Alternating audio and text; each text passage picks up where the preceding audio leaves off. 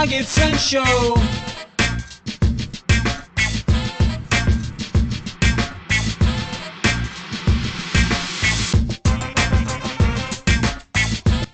What's up, you guys? Famous Ashley Grant here, and I'm so excited today to welcome you to the birthday episode of this show.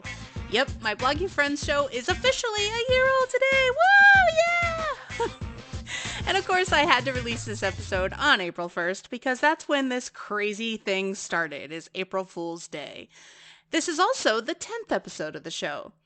You know, it's kind of funny. I had these lofty goals when I first started about a year ago, and that was that I was going to release an episode every single Friday. I was going to go big, or I was going to go home. And then, just like the rest of the world, I was told to stay at home. Like a lot. And things got weird. My business got busy. My life got hectic. And then, like any sane person would do, I decided, hey, why not uproot my life of 35 years living in Florida and move to Kentucky in the dead of winter? Because that's normal, right? Well, needless to say, as I'm sure you can guess, a lot of my goals for this show and my website, and for my life in general, it kind of took a back seat to everything that was going on around me. And while I still have huge dreams for my podcasting future, I think I'm just going to start taking things one step at a time and not put so much pressure on myself. So in this birthday episode, what I wanted to do is kind of share 10 lessons from working on 10 podcast episodes. I don't know, 10's always been a really cool number for me. On 10-10-10, I started Tampa Bay Freebies, and that was like my first venture into the blogging world where I was doing something that was my own, and it kind of took off. It did really well, and then it got attacked by hackers, and that really sucked, and I lost access to it, and you know, I kind of kept going though. I kept doing some sort of blogging in some way, shape, or form, and I've been doing this for, goodness, 2007 is when I started doing the professional writing, and 2009 is when I started blogging. 2011 is when I started going pro, and it's kind of crazy how far things have come, but the truth is I can't believe that this is the 10th episode of this show. Like, I can't even fathom the fact that at this point I've released 10 episodes of my Bloggy Friends Show, when it feels like just yesterday was April 1st, and yet at the same time it also feels like that was 10 years ago. Am I alone in this? Coronavirus, what? How many people have said that March 2020 was 14 years ago, whenever it's really only been a year?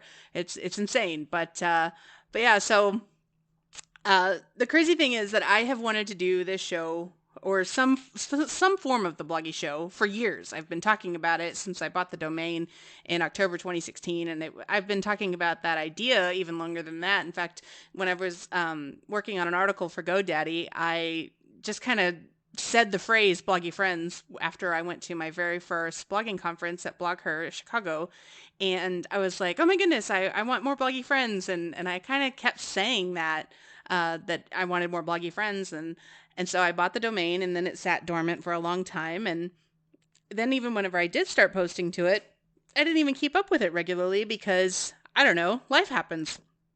So I announced my master plans for the website in March 2017, and then I posted 30 conference must-haves for your next blogging conference in 2018, and then I think I only posted like 3 times in 2019, and you can check out the post if you're interested at bloggyfriends.com. Anyway, all the while, I have maintained a vision for this website and for this space, and I wanted it to be a place to talk about life as a blogger, spotlight people that are in the content creation industry, and kind of showcase blogging vendors and basically share all the news of the blogosphere. And the crazy thing is, what held me back for so long was fear. And I said it. It plagued me. It plagued me and kept me from doing anything fun with this website and finally launching a podcast. And now that I finally have launched, guess what? I'm still scared. I still have a lot of fear around this. And even though I've posted show notes and as blog posts for the last, 9 episodes and 10 now, including this one, let's dive into the lessons that I have learned in this last year. And maybe you can glean something from it. And if not, well, hopefully you'll still be entertained and maybe learn something. So let's get into it. 10 lessons learned from releasing 10 podcast episodes. And I already said the first one, and that is that the fear still exists. Every single time I sit down with this microphone and I hit record, I still get scared. I sweat bullets the whole time while I'm recording, and then I get even more scared when I hit publish and have to share it. That's actually one of the bad things about being scared is that whenever you post something and then you kind of don't want to tell anyone about it, it's like you start doing all these different things and you're, like, oh, I was working on this assignment and this assignment, and by the way, I also have this podcast if you kind of want to listen to it, but I haven't really promoted it much because I'm still scared. And, they say that's normal. And even Ruth Sukup from, Live Well, Spend Less, and the Elite Blogging Academy, she wrote a book called Do It Scared. And I totally get it now. I totally get why even when you're scared, you should keep going, because if you keep putting out something, even though you're afraid, it won't change the fact that you're afraid, but you'll kind of feel a little bit better about it and hopefully create something cool. And I haven't created exactly what I want yet, but I'm still learning. And anyone who's here on this journey with me, you're kind of getting to come along in the passenger seat, and we'll see what happens next. The second lesson I've learned from releasing or working on 10 episodes is everyone was right about the importance of making a plan. Before I recorded a single episode, I sat down and I brainstormed a very rough layout of my vision for the first 40 episodes or so of this show. And I even sat down and I wrote out all the people I want to interview, even my dream interviewees, like people that would probably say no and have no idea who the heck this person is, this crazy person who's calling herself Famous Ashley Grant. But yet I wanted to create a list that was so insane that if I did get at least one person on that list, it would be like, whoa, I've made it. But, either way, I brainstormed a very rough layout of the vision, and I did this even though in my mind I had only committed to 10 episodes, because whenever I first created the decision to go ahead and launch, even though I was still scared, I was like, all right, I'm going to just do 10. I'm just going to do 10. And doing so helped me to know exactly what I would talk about every single time I sat down to record. And even though I still have to do a lot of research and prepare for each episode, the fact that I at least had a rough idea of what the first 40 episodes or whatever was going to be, it made me feel at least a little bit more confident to keep moving forward and do something. So number 3, the equipment you have actually does matter. Believe it or not, the first 4 episodes that I released of this podcast, they were done with a gamer headset. And a ghostwriting client of mine who believes in me, they were nice enough to sponsor the cost of a legit podcast microphone for me. And it was a big win-win for both myself and the client, because I got a nifty podcasting microphone for the Bloggy Friends Show, and he got better sounding quality on the episodes and videos that I was recording for him. And I've been doing YouTube and podcasts for this client outside of the work I'm doing on this website and this podcast for a while. And I got to tell you guys, it's been a lot of fun learning different aspects of the podcasting industry. I had no idea that there's so many jobs in podcasting right now. Did you know that there are? I didn't even know this existed. I got hired this year to write show notes for a podcast in the running niche. I don't know anything about running, but I've been writing a lot of stuff about running. And I've been recording YouTube videos and then stripping the audio to release as podcast episodes for a podcast hosting company. And you can also get work doing things like producing podcasts, managing social media for podcasts, and even being the voice of a podcast for different people that run them. One of my bloggy friends, he actually recently just hired a whole bunch of freelancers to be the voice of his shows. He does all the research, he does all the lineup of the guests, he schedules the interviews, and all the freelancers, they just show up and they do the interviews for the show, and they're the voice of the show.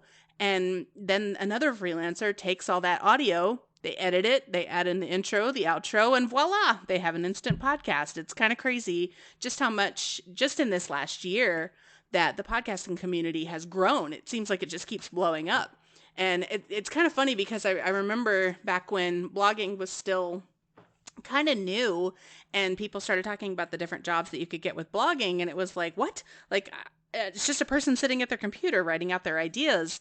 But in 2014, whenever I started ghost blogging, I was like, whoa, there really is a lot more things you can do with a blog. And it's the same track we're seeing with podcasting. And, some people are talking about now, for podcasting, is video the way of the future? Maybe not. But either way, it's kind of neat to see just how much, I don't know if it's the pandemic or just the fact that people have had more time to start working on their dream podcasts, but podcasting is really blowing up. Whenever I went to Podcast Movement in 2019, there were still, I think, just around 1 million podcasts that were out. And now that number is almost 2 million. And that's insane that, it's blown up that much. There are celebrities doing it. We've got Obama has his own podcast. We've got Michelle Obama has her own podcast. And there's all kinds of exclusive podcasts that are on Spotify and things like that. And it's kind of wild to just see how it keeps, growing up. But anyway, that was a long-winded way to say that your equipment actually does matter. Who knew? You can get free editing software and you can use the computer that you already have, but you really have to have a good microphone. And personally, I've been using the Blue Yeti microphone, and I honestly cannot imagine going back to a gamer headset now that I've heard the difference in the audio quality. I still use a gamer headset for listening to it, but in terms of for the actual recording of the audio, I love my Blue Yeti. It's absolutely awesome. All right, so number 4, the fourth thing I have learned in working on 10 episodes is that batching is critical for consistency. And I gotta say, I regret not recording all 10 episodes at once, or at least five, because if I had done that and scheduled them for release, maybe then I would have been a little more consistent. Like I keep telling people that you got to be consistent, and I'm really bad about being consistent. And it's why when it came time to release my 5th episode, I actually didn't have one that week. And then a family situation took me away from the office. And when I planned to record, I couldn't make up the time. And next thing I knew, my self-designated release date came and left, and then life got weird again, and it became far too easy to just keep pushing off week to week, and then all of a sudden it was month to month, and suddenly any momentum I could have gained immediately disappeared. The 5th thing I've learned is that I do love this medium, and repurposing content, it's been a lot of fun already. It's great that I can just speak and bam, I've got content. Then I transcribe my episodes and they become my blog posts. They become my social media updates, and I can use the text to create short video clips too. And I've only done the blog posts so far and a couple of social media updates here and there using my own show notes. But I really like the idea of being able to sit down and research and record one thing that has the potential to yield content for multiple platforms. I think that's really cool. The 6th thing I've learned is that I really do want to build a designated podcasting and video space in my home.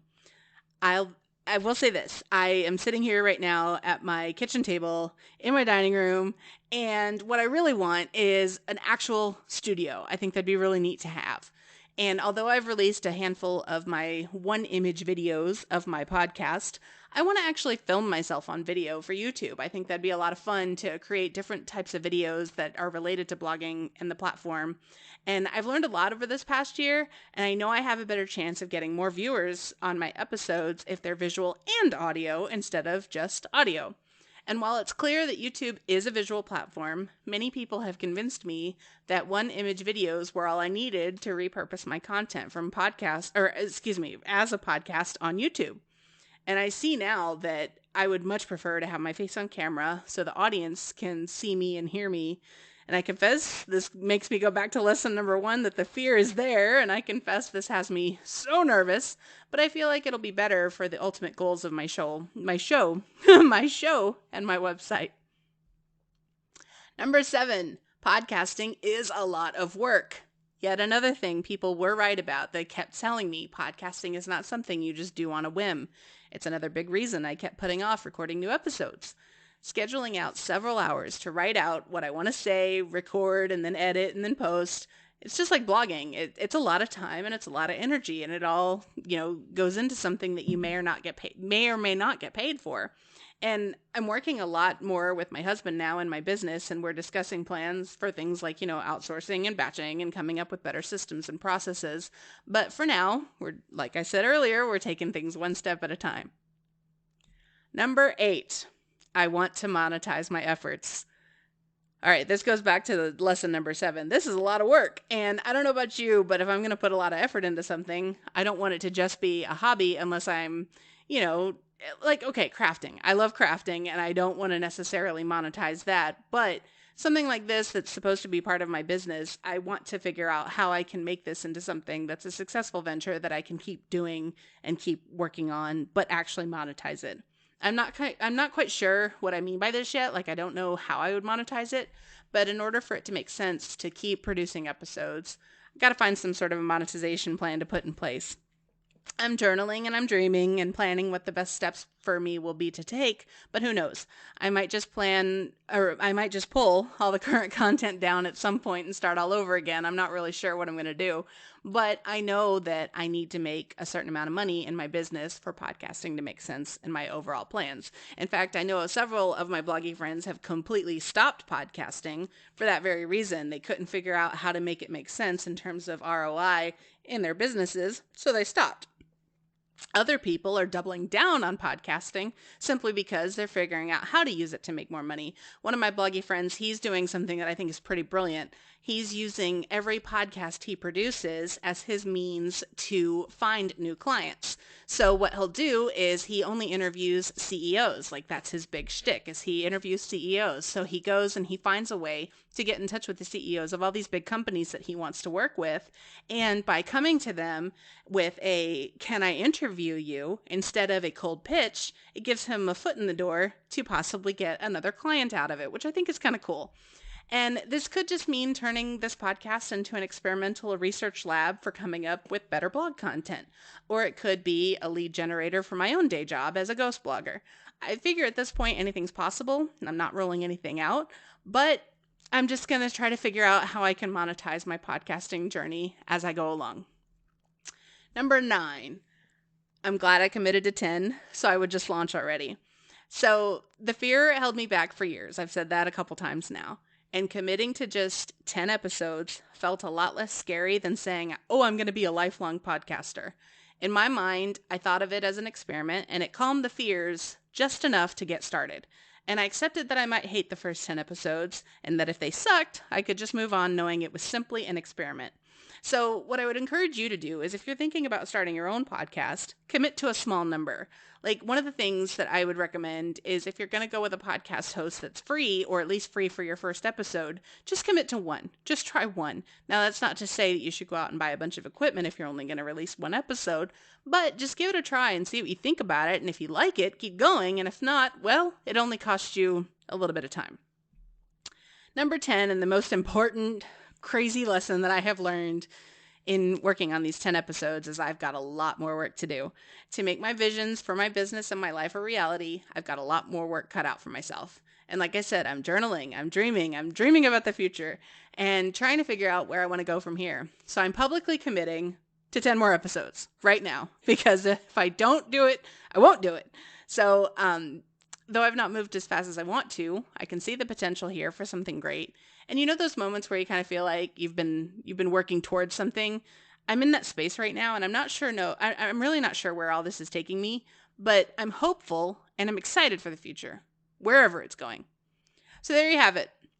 That is my big 10 lessons that I have learned from working on 10 episodes of the Bloggy Friends Show. I can't believe that it's already been a full year. It's been a whirlwind of a year. I mean, not just for me, but for everyone. And I've learned a lot, and I know I've got a lot more to learn. And I'm grateful to everyone who has said kind things about the show. The feedback I've been given, even though I haven't released that many episodes, I really appreciate all the comments, the messages. It's all been so special to me. And I love how amazing the podcasting community is. And I'm also grateful to places like RSS.com Podcasting for the content they share about how to start a podcast. I highly recommend their blog if you're looking for some solid podcasting advice. And if you need a podcasting host, I've personally been a subscriber of theirs for a year now, and I can't say enough great things about them.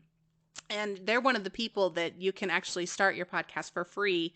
You can release your first episode completely free without even giving them your credit card information. And then after you release your first episode, if you do want to release a second one, then it's only like $99 a year after that. Or if you're a student or a teacher with a .edu email address, you can actually get half off of those fees. And RSS also has plans for nonprofit organizations. Now, they aren't paying me to say any of this, but in full disclosure, no FCC violations here. I am a brand ambassador for them, and I love that their mission is to give every podcaster a voice.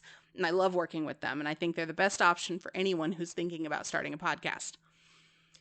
Okay, so that was a lot, but I look forward to releasing even more episodes and coming up with more ideas and sharing more of what I'm learning here with you. In the meantime, you can always find me on Instagram, Facebook, Twitter, and more as Famous Ashley Grant. And I am a LinkedIn open networker, so if you want to add me there, I'd be happy to have more bloggy friends on my miscellaneous platforms. So let's be bloggy friends. I would love to connect with you. Until the next episode, may your page views be high and your bounce rate be low.